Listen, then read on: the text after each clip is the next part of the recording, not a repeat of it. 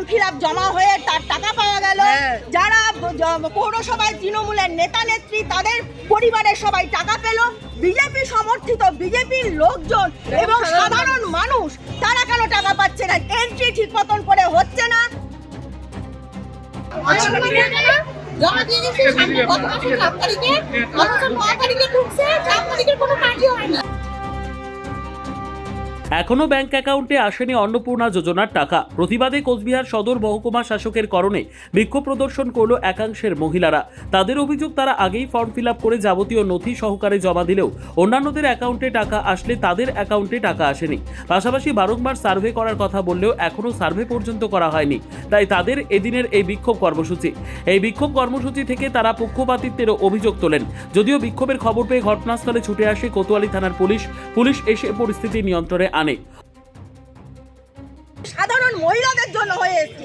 আমি form fill up করিনি, কিন্তু আমি সাধারণ মহিলারা এত কষ্ট করছে, আজ 1 মাস ধরে তারা পরিশ্রম করে ফর্ম ফিল আপ করলো, লাইনে দাঁড়িয়ে তারা করলো, তারা পেলো না। কিন্তু যারা ঘরে বসে তাদের স্বামীরা তৃণমূলের নেতা, তারা কেউ পৌরসভার স্টাফ, তাদের বউরা ফ্ল্যাটে সরকারি চাকরি করে, ফ্ল্যাটে বসে থেকে তারা টাকা পেয়ে যাচ্ছে।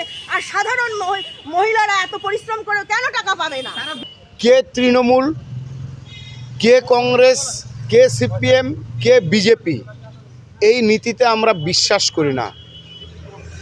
আমরা সমাজের প্রতিটি মহিলা যারা এই প্রকল্পের আওতায় আসা উচিত, তাদের সকলকে দেব। এখানে স্বজন পোষণের কোনো ব্যাপার নেই।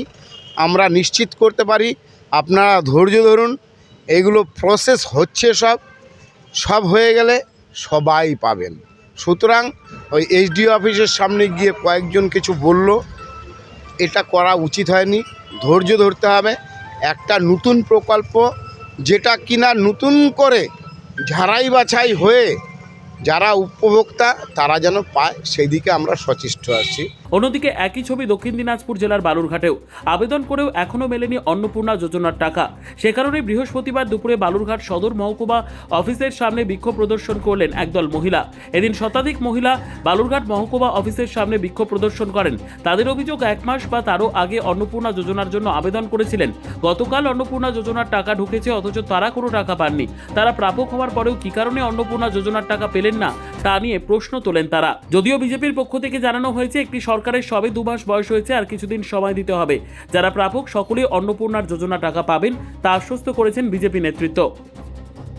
এবার আমাদেরকে বললো ফর্ম ফিল আপ করে আপনারা এসডি অফিসে জমা দিন। আমরা 3 তারিখে ফর্ম জমা দিয়েছি, তার এই ডকুমেন্টস। এবার হচ্ছে এখানে কালকে আমাদের টাকা ঢোকেনি, কোনো টাকা ঢোকেনি, আমাদের ভেরিফিকেশনও হয়নি, কিচ্ছু হয়নি। এখন আমরা এসছি, এরা এখন বলছে রেজিস্টার হয়নি, আপনাদেরকে অনলাইন করতে হবে। এটা তো আমরা মেনে নেবো না দাদা। কেন সরকারকে আমাদেরকে 3 মাসের টাকা টোটাল দিয়ে দেবে? 3 মাসের টাকা তাহলে টোটাল দিতে হবে সরকারকে। কারণ আমাদের একবার টাকা দিবে একজনকে, আবার 2 মাসের টাকা একজন পেয়েছে, আমাদের পরিচিত গত মাসে পেয়েছে, এই মাসেও পেয়েছে। আমরা নিশ্চিত করছি তাদেরকে একজনও আর অন্নপূর্ণা ভাণ্ডার থেকে যারা যোগ্য তারা বাদ পড়বে না, তারা সকলেই পাবে। একটু ধৈর্য ধরতে হবে। সমস্ত আমরা তাদেরকে অনুরোধ করছি, কেউ বাদ যাবে না, এবং আগামী দিনে যারা অযোগ্য তারা বাদ পড়বে।